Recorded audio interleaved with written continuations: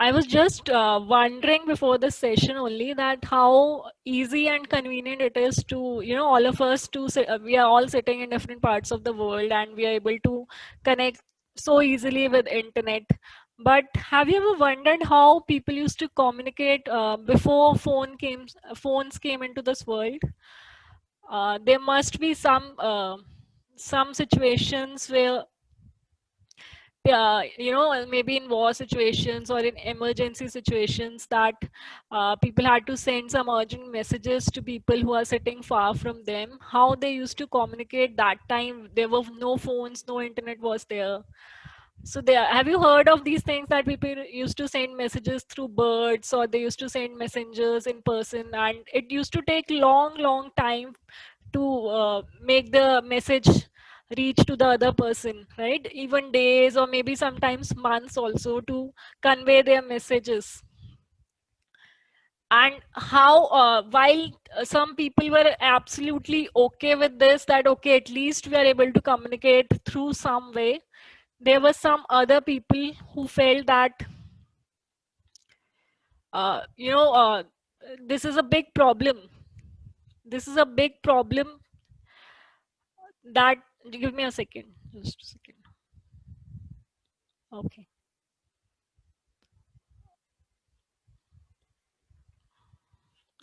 So while some people were absolutely okay that okay, at least we're able to send the messages, maybe it take days or months, but some other people felt that no, this is a big problem.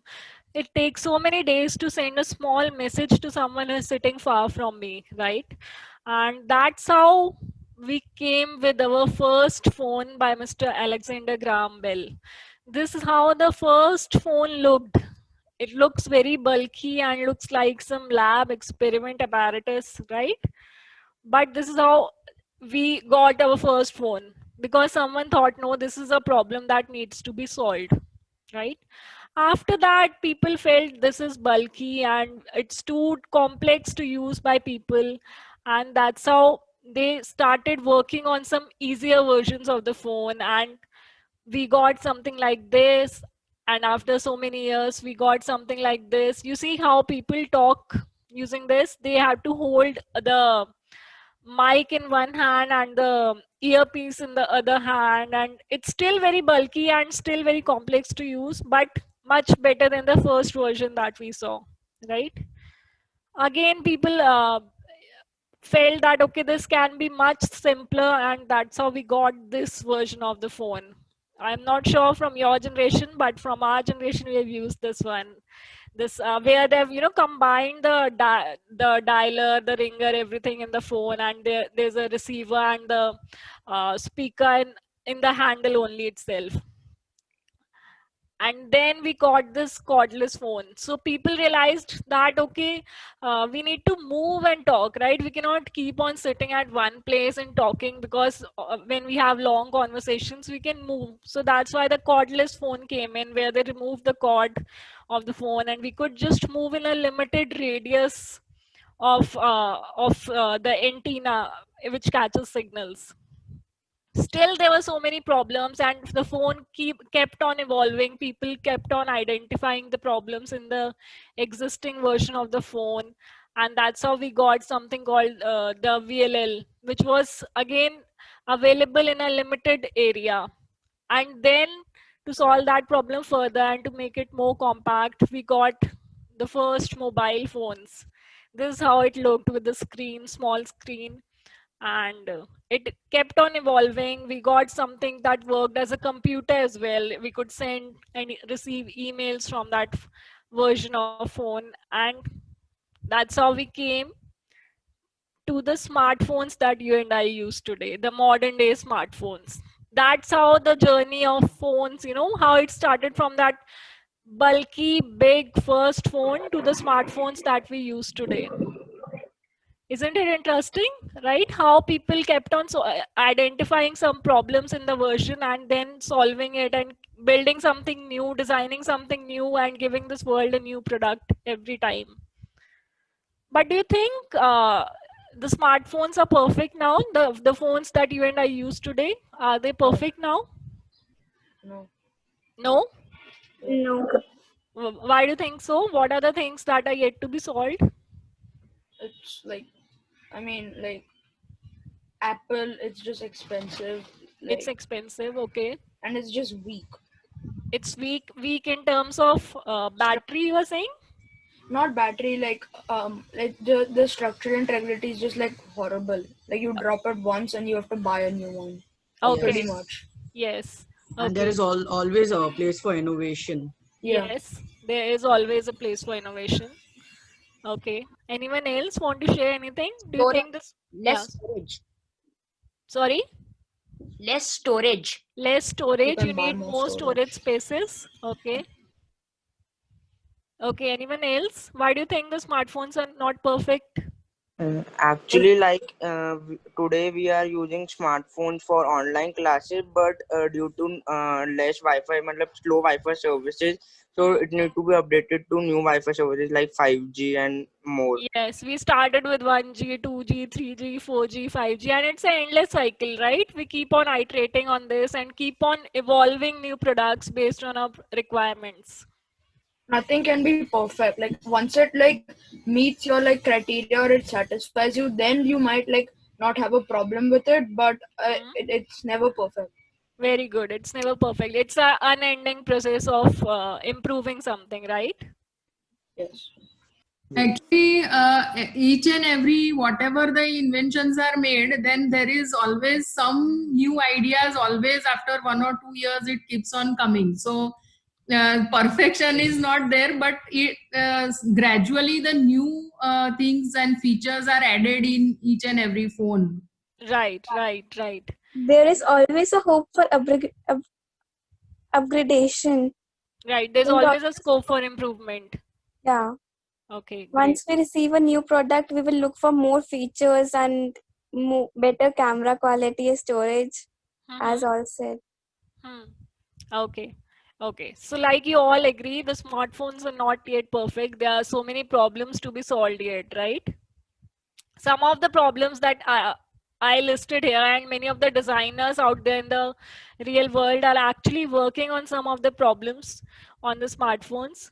So, it can be smaller in size, slimmer in size, that's something that fits in my wallet easily, something that is easier for the specially able people to use. So like you see how it started with a dialer, then people used to press buttons. Now we on the mobile phones we touch, we give instructions through voice. Now people are thinking, why do you even bother to speak also if just if the smartphone is smart enough to read my mind and do the things. Screens and radiations are causing damage to us, so if we can just do something with the smartphone that makes it screenless, that those are also some of the things that people are thinking. Battery is always a issue. We've observed many people, especially on the at the airports and in the trains, that they're constantly searching for points to charge their smartphones. So people are also working, designers are also working that if we can find some way that you charge your phone on the go, in the air, using the solar energy. All those things are going on. Like I said, the flexible screens, mind control, just read my mind and do it what I'm wishing for. I don't need to even tell the phone that okay, you need to do this, or touch and tell the phone that okay, this is what I want. The phone should be smart enough to read my mind. It should be easily, I can just fold it and keep it in my wallet. It should be that flexible in the screen, but at the same time I want the screen to be bigger in size so that I can read more things. I can do what I can do on my laptop. So these are some of the problems that the designers are working on or trying to solve next in terms of the phones that we are using, right? But did you see what exactly are we doing here? We are identifying certain problems, trying to solve them, building new products, making it easier for the users to use them, and that is what exactly designers do, and that is what exactly we are going to learn in this course of design thinking. We are going to solve problems using the way the designers solve them. We are going to learn how the designers think and how they approach a problem and how they solve it. All right. So, and this is what is called as design thinking. So design thinking is basically to develop a thinker's mindset like a designer does. How the designer approaches a problem, how they come up with new solutions, how they give so many new products to us. So from even the small products that you see around you, the bottle, the maybe the mic, the laptop, a sharpener, a pencil, from small to big products like automobiles and all those things, how designer creates these new products, how they identify the problems around them, and how they come up with a solution. This kind of thinking is called design thinking, which is basically thinking like a designer. And this is what we are going to learn in this course.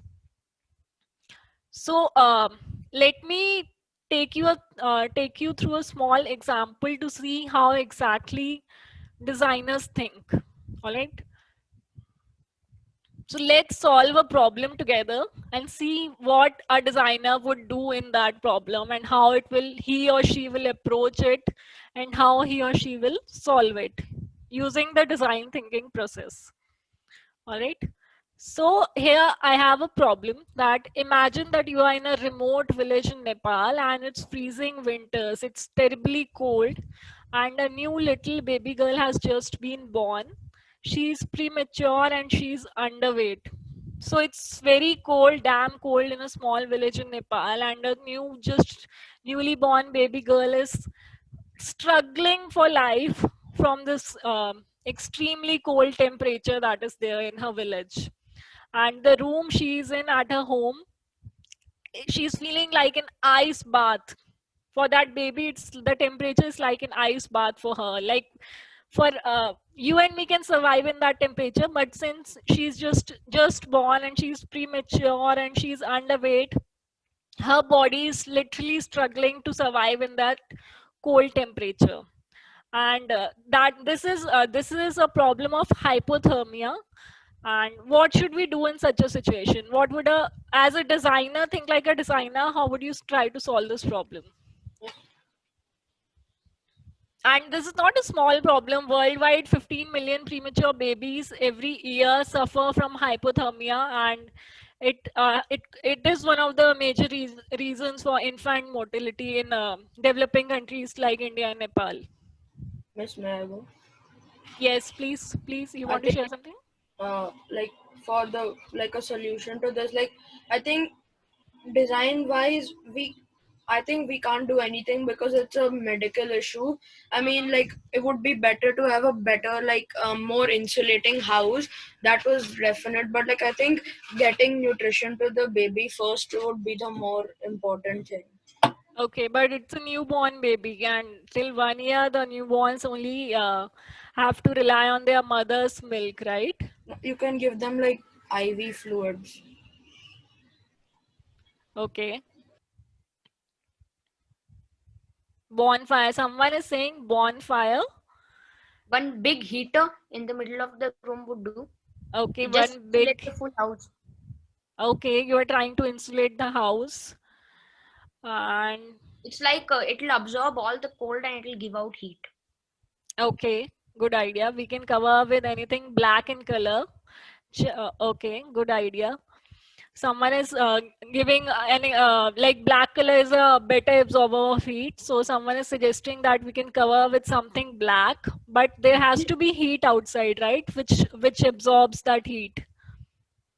So, ma'am, but whatever small amount of heat is there, that will also matlab, get attracted, and it will be enough for the girl to survive. Okay. We can put a bonfire Bonfire. so that the place around her becomes warm so that she is able to survive. Okay. Someone is saying solar panels. We can use thermal blankets. They are cheap and reliable. Thermal blankets. Very good. Okay. Anyone else? I guess to keep rubbing, yes, Yeah, I please. guess to keep rubbing the skin of the child, because when we rub our hands together, so heat is produced. So I guess keep rubbing the skin of the child can produce heat. Okay. Cubicle. A cubicle. Can you elaborate more on that? Ma'am, it's like the full room will be it'll be in the form of a cube, and whatever cold air is outside, that will get when it's passing through the walls of the cubicle, it will become warmer, and then only it will pass through. Okay, okay. So let's see what the designers did in this situation.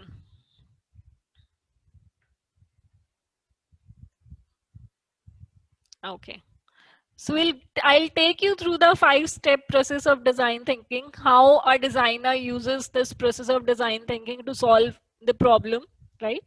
Okay, so the first step is to empathize, that is to understand the problem. Like when for example we say, like, if you have to understand how I'm feeling, you have to step into my shoes and walk in that for a mile, and then you will see how I'm feeling. You cannot understand how I'm feeling from a distance. You have to empathize, you have to understand, you have to go and live in that person's place and see how he or she lives, what his scenario is, what her surroundings are, right? So that's what the designers did. The designers who went on solving this problem, they actually went to the village in Nepal, and they took a tour of the hospital, of the village hospital, and they spoke to the doctors, they spoke to the mothers of these newly born babies to understand the real problem. Now before they started working on this, when they got the problem brief, they had a preconceived notion that maybe the incubators in the hospital are not enough, or they are costly. We have to devise something that is, less costly, some cost effective incubators for the people of the village, and that would help. So they also had some ideas before they started working on this problem. But when they actually went to the village and they spoke to the parents and the doctors, and they took a tour of the hospital, they found out that they were actually surprised what they found. They found that the incubators in the hospital are actually empty. So it's not that the incubators are costly, or there's a shortage of incubators. That's why the village is suffering from hypothermia. The newborn children are suffering from hypothermia. They were surprised that why the incubators are empty and children are dying because of hypothermia. So then they spoke to the doctor, and the doctor told them that the hospitals are actually very far from the village. It's almost 30 or more miles, and the road to the hospital from the village is also not very good. So by the parents find it very risky. If the child is not feeling well, they find it very risky to all the way travel, and in between something would happen. So they prefer treating the child at home only. So even the hospital had incubators, they were of no use. So once the designers found out that, they realized that the earlier notion, the earlier solutions, what they were thinking, that we'll design some cheap incubators, that was of no use, because already they had incubators and they are not using it. What to do then? So then they moved to the second step of the design thinking process, which is to define the problem. Now you see, they were able to identify the real problem once they went into the field. If they have not gone to the village, they would have been sitting in their office and they would have been thinking of designing some cheap incubators, some cost effective incubators in the office, which would be actually of no use when they finally give the solution, right? So the first two steps are actually very critical. Once you understand the user and once you identify the real problem, your half of the work is already done. Once you identify the real problem, you're almost halfway to your solution, right? So that's what they did. They defined the real problem, which is step number 2 of the design thinking process. That how can we design something to help babies prevent from cold temperatures at their homes, not in the hospitals, at their homes. That was the first thing that they realized.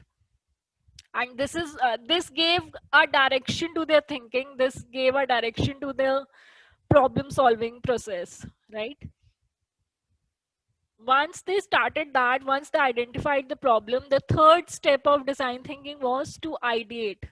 That is to generate ideas, more and more ideas. The more ideas that you generate, the better it is. Now, at this point of time, it is not important, to think how relevant or how feasible the implementation of the idea would be. All the designers in that team, they sat together in one room and they started brainstorming together. They started making a list of their ideas, whatever they have learned in their research, in their first and second step. Based on that, they started generating the ideas. They realized that okay, the village doesn't have electricity, so there's no point devising a solution which runs on electricity. They have to find some other solution for that. Then they realized, okay, what else when we can do to make the temperature. One of the ideas was to use hot water to maintain a hotter temperature. We can use hot water. Then there should be something. They realized that it has to be something that is very portable, because the mothers will be using it at home. It has to be easy to carry. It has to maintain the temperature, and the mothers, the villagers, they are not literate people. They don't know much. They cannot read, right? So there should be some mechanism that tells them, okay, the solution, the device is hot enough, and this is the temperature you need to maintain. So all these ideas, they noted down, they made a list of all the ideas, and they brainstormed as a team together. And once they did that, they decided to choose one of the ideas, which they found that, okay, this is the best idea that we should work on. It may be a combination of 3-4 ideas that they came in, or it may be a single idea that they decided to proceed on. And this took them to the next step of design thinking, which is to prototype. So when I say prototype, it means you are basically building a model or a dummy version of the actual product, but it depicts that how the product is going to work. Testing purposes, right? Yes, right. And it is very important that to ensure that we are not spending much on the prototype, because still now we are not sure whether it is the right solution or not. We are not sure whether this is going to actually work for them, or it will be just a complete failure, right? So we have to build the prototype using some of the materials that are easily available to us. For example, if you're building, you can start with a very simple basic material like a paper and a pencil. You can start sketching your ideas, and then you can think of, okay, what material, maybe a cardboard, maybe a newspaper, maybe some waste clothes that are there. So that's how they started building it, and this is the idea that they choose to build on. They thought of building a portable incubator, much like a tiny heated sleeping bag. You know what a sleeping bag does? When you go for camping and all, you use the sleeping bag to protect you Yeah. from the outer temperature, right? Yes. Yes. Yes. So they decided to build a small sleeping bag for the child, and they decided to name it as Embrace. Embrace, something that kind of embraces the child, and it is and they decided that this will maintain the temperature using the hot water, because remember, there is no electricity in the village, so they have to devise a mechanism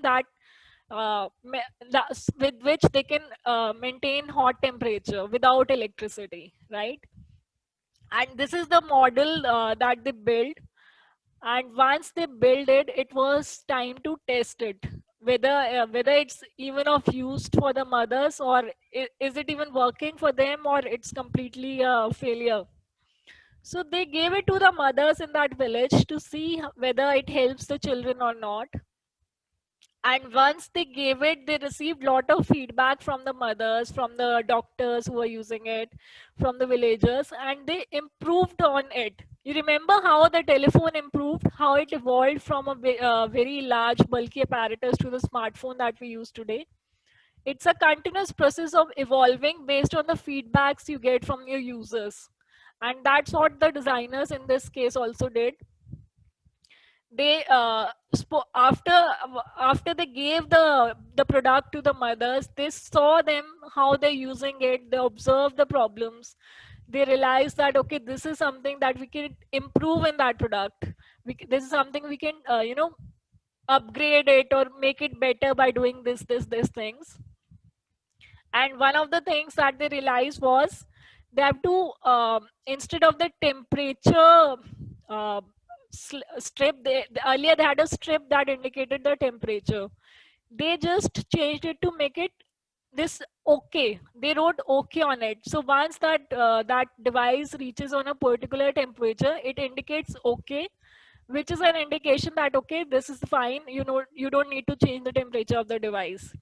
There were many other small feedbacks that they received from the users, from the mothers, and they improved the product again and again. And till now, they've helped to almost 3,000 babies with this device. They've actually formed a real company out of it, and they're building the team, and they're spreading it, and they're helping many villagers, and many newly born babies have been saved because of this product. You see how they started it with a very basic thing, and they already had some ideas in mind, but when they actually went to the field, spoke to the user, the actual user, and then they realized that okay, this is the problem, this is the real problem, not what we were thinking earlier. And then they worked on it, generated so many ideas, then finalized an idea, worked on a prototype, and it is a very cost effective solution, right? It doesn't cost them much also, because there's no electricity involved. They're just using some simple materials to build this. So this is how they came up with this solution for the problem that we started with. Now what happens is, once you test it, you reiterate it, and there are times when you find that okay, in this case the solution worked, but there might be cases when where it's we realize that okay, this is not working at all, what we designed is a failure. What would you do in that case? Any of you would like to Ma'am, share we what would come if? up with a new prototype. Okay, anyone else? Mom, we can always, there is always a scope of improving, so we can improve, write down what problems are there in the product so that we can improve. Yes, very good. Ma'am, and Right. also first we will have to Change then the design. understand the problem deeper Okay. to understand why our product failed and then improve on that. Yes. Okay. Someone else was saying something. You can change the design if it doesn't work for a particular situation. Okay.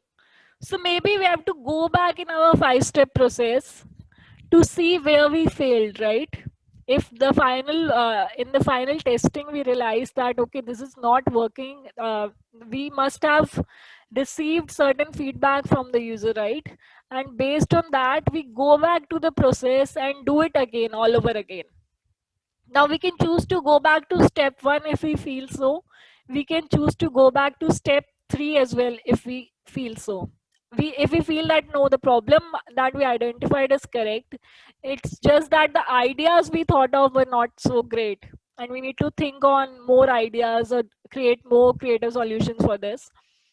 Then we can go on step 3. But if we feel that the problem we identified itself was wrong, we need to go back to step 1 and again speak to the users, do our research, go to the field, understand how, in what scenario they're facing this problem, and do it all over again. And this cycle, actually, we can repeat it as many times as we can to improve the product. Even if we feel that okay, the product works well, there's always something that we can improve on, and we can reiterate and add some more features to it. Maybe we find that okay, the problem is solving our basic issue, but there are 5 more issues that are not that main, not that basic. Our basic problem is addressed, but there are say 3 or to 5 more problems to it that we identify based on our testing. So we can always reiterate and improve the product to address those extra 5 issues that we identified in testing, right? And this is how a designer works. This is how they create new products. This is how they solve people's problems. And this is exactly what we are trying to learn in this course, what we are trying to teach in this course, and this is what we intend you all to achieve through the end of this course, that learn to think like a designer.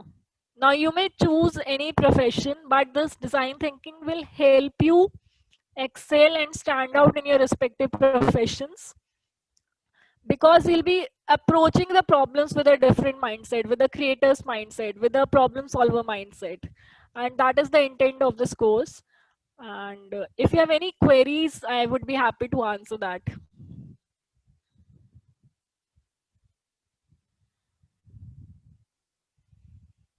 Any queries regarding the course? The course is starting from next week, and I'm not sure, some of you must have already signed up, or some of you are looking to sign up after this session. So if you have any queries regarding this, or regarding the design thinking process, or regarding the designer mindset, the design as a profession, or maybe the problem solving process that I just shared with you, please go ahead and ask your questions. Would be happy to help you.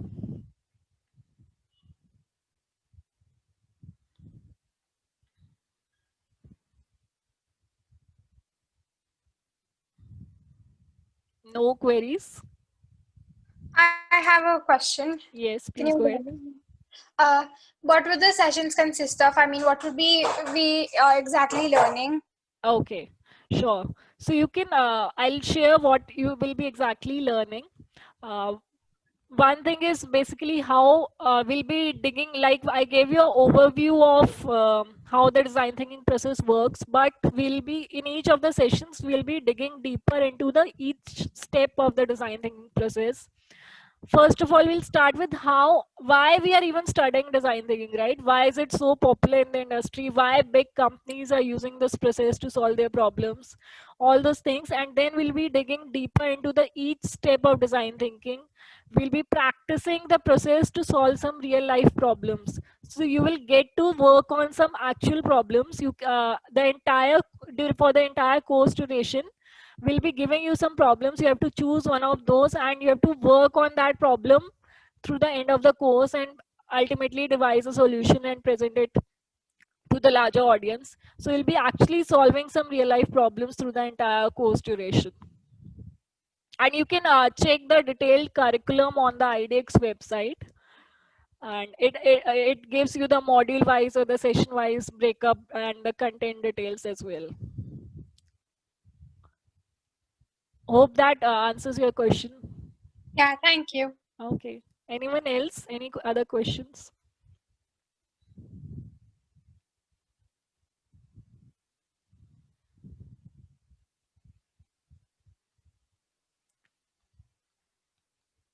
All right. I guess there are no further questions. So over to you, Nitin. Thank you so much, Kanika, for such an enlightening session. I think it gives a fair idea about what is problem solving through design thinking is.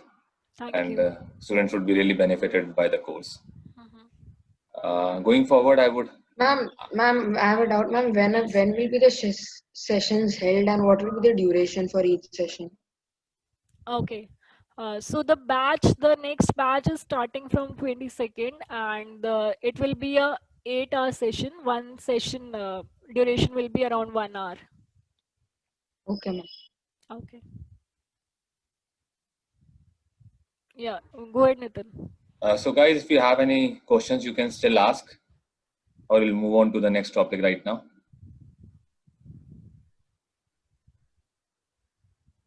All right, so going further, so now I would request Ayush to brief you on what is happening in the fast changing world right now, and how IDX is helping our youth to have better career life ahead by empowering them through the uniquely designed courses, which will help them enhance student skill also, and to make students future ready to beat the competition. So I would request Ayush to please take over Kanika, you can stop sharing your screen. Thanks, Nitin. Very good evening, all of you. I'm Ayush. What can also we do is that any question that you still have for Kanika, you can just put it out on the chat. I'll just take about 7 to 8 minutes here. So at the end of the 7 to 8 minutes, we can again take those queries. The two things that students are generally asking is what will we really be taught in the entire course, and secondly, what is the batch schedule? You know, what is a class hour, which date, what time, how many hour? All of that is there on IDX website. If you go to idx.education and you click on design thinking course, over there you will see two options over there, which is of curriculum and live batch detail. So in both the places, you will get the entire curriculum, what will be taught in each class, right? And then in the schedule, you will get to see the entire schedule. So just moving on, you can still post any queries. Kanika, I hope you are there for the next 10 minutes, and maybe you can just the end, we can take up these queries as well. Like, you know, Saujanya just asked, can you provide e-certificate? We will provide a e-certificate at the end of the course. 80% attendance is mandatory to get the e-certificate. Yeah, great. So I can keep on taking these queries as well, which I can answer. Otherwise, Kanika can take it up at the end of that. So I'm Ayush. I'm the founder of iDream Career, which is the organization behind starting IDX.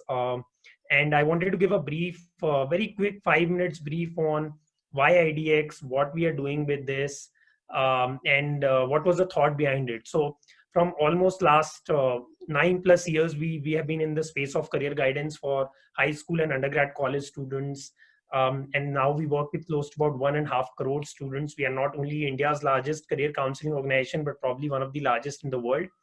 And while we're doing career counseling, one of the very important thing that we really got connected to students while doing them career counseling is that we realize that with the fast changing world now, and especially because of the COVID and how the world and the future of work would look like going ahead, the entire professional world would need a lot more than just good marks and a degree, right? Skills are more important. Very large corporations like Apple, SpaceX, Facebook, all of them have started hiring people who don't even have a degree, right? So they're moving from this degree thought process to skills now. And there are a lot of skills like, you know, design thinking for that matter, money management for that matter.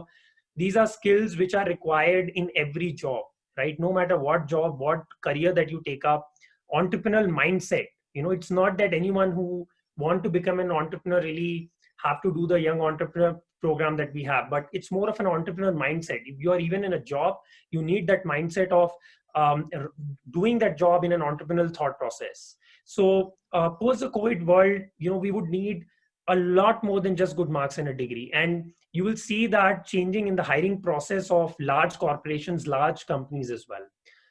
There was a LinkedIn survey, LinkedIn, which is one of the largest platform for jobs and networking in India in 2019, which said that 61% millennials, you know, who are in jobs, you know, early jobs, you know, in first, second, third year of their jobs after their undergraduation or post graduations, want to change their career, right? The career that they are into, they were not interested in those jobs, right? 65% professionals also believe that having the right skill is the most important factor in finding a dream job or career or a job which you really feel passionate about. How you can find is really when you have a right skill for that job role rather than you just getting into it. And because of this, if you see why this is happening, right? And because of interacting with millions of students in career counseling at 11th and 12th, we realize that students at an early age of class 9, 10th, 11th and 12th, especially, and at early years of undergraduation, like after 12th, first, second, third year of colleges, they get very less exposure to skills required in various careers and jobs. So for give you an example, let's say not even 1% of schools in the country offer psychology as a subject, right? Skills like design thinking, economics as a subject is not offered as a subject in many majority of the schools as well, even now. And you need to choose a specialization or a course like BA psychology or a BA economics or mechanical engineering or you want to get into ethical hacking, or you want to become an investment banker, you need to choose the specialization right after 12th, right? But you haven't studied those subjects in class 11th and 12th. So giving you a comparing example, if you compare it with, let's say, a computer science career, right? Nowadays you have coding programs, right? So in computer engineering, you need to really learn coding. You need to apply that in computer science engineering job roles, right? Various backend developer or a full stack engineer or a any artificial intelligence specialist, whatever. So you can still get exposure to coding courses, right, in computer engineering as a career. But apart from computer engineering, we didn't see any platform for young students to really get exposed to these skills, which are required in various careers and job roles. And for that matter, that's where we realized that we need a platform, we need curriculum, we need courses wherein we can provide these exposure to young students, and that is why IDX, there are three major agenda for us to create value. One is that we are creating micro learning courses of 8 to 15 hours. All our courses will be in duration of 8 to 15 hours. We understand and realize that students in class 10th, 11th and 12th, 9th, 8th do not have much of a time. So they need micro courses to get exposed to these skills and careers, right? So all our courses are micro learning courses. Secondly, the entire platform is run by industry experts. If you see Kanika, she was experienced user designer lead in Infosys, right? And previously worked with Vodafone and other companies as well. All our industry experts are the only one who run these courses on our platform, right? Who come from exceptionally academic background, professional background. Like the Young Entrepreneur Program is being run by Rishabh Malik, who has been the co-founder of Doom, which is worth close to about $700 million venture in India. One of the 6 largest e-commerce company in the country, has invested in about 30 companies now. He has exited. He's a serial entrepreneur. So we have industry expert in all these courses that we have. We have industry experts who run this. There is no teacher. There is no teacher from IDX which run these courses, but there are all these industry people who are already working, have those experience in those skills and job roles, who are running these courses. And third is, there is no gyan. It is just skills. It's all about making young students exposed to these skills.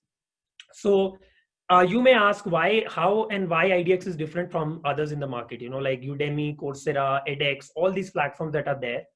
And there are 4 to 5 important difference between what existing was happening in the world anywhere and why IDX is different. So our thought is to develop skills for young students.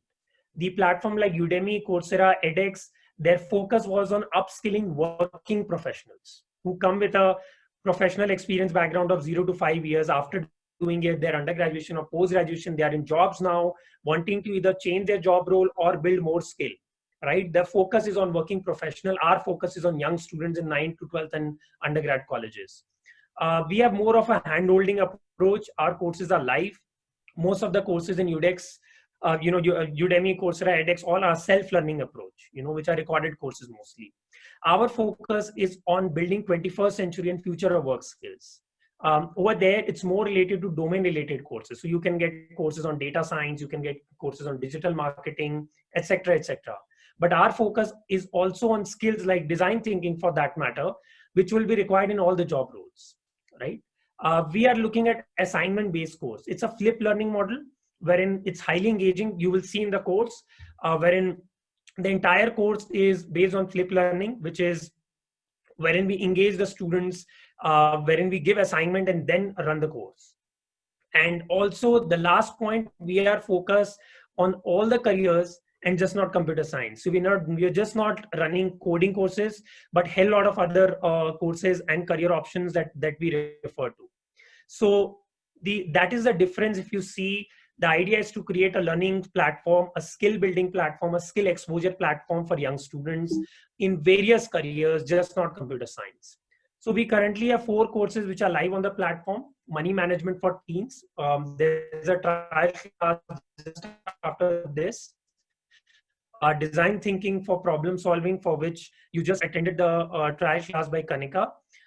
There is an entire course that we're building for group discussion and personal interview, wherein the focus is on class 11th and 12th student and undergraduate first, second, third, fourth year student who are looking at either Indian college admissions process, which now require group discussion and PI, but they don't get platform to prepare for it. And also for internships in undergraduate colleges or jobs as well. The lastly, which is a young entrepreneur program, one batch which is already live and it's already running. And we have launched another batch for this. So these are the 4 courses which you will see on the IDX platform. For the first 2 courses, the batch starts on 22nd August. GD and PI course will start on 26th, and the second batch of Young Entrepreneur Program will start on 12th September. We are launching these 6 more courses very soon. Young Economist Program, a very leading economist, Kumar Anand, he is going to run this program. There's a Young Ethical Hacker Program that we are also launching. There's a Science of Happiness course that we are launching very soon, which is built on the happiness curriculum, right? Then Young Journalist Program, the Art of Debating, Young Stockbroker Program. These are 6 courses which we are going to launch in the next 10 to 15 days as well on the platform. So overall, if you see, the entire idea is to really help students proactively get exposure to skills, get to know about career, which will help them to even take career decisions and later in getting jobs as well. That's all about this from my side. You can visit idx.education, which is our website, to look at all these courses. You can call us on 011-411-82640 or mail us on this email ID for any query. And I would just want to put out this important point that we are not running any discount on the website now, but there is majority of you who have come through our career counselor network. All our career counselors will just send a creative at 6:15 p.m. today. And in that creative, you will get a code by the counselor. So only discount that you will get is if you come through that counselor code. So wait till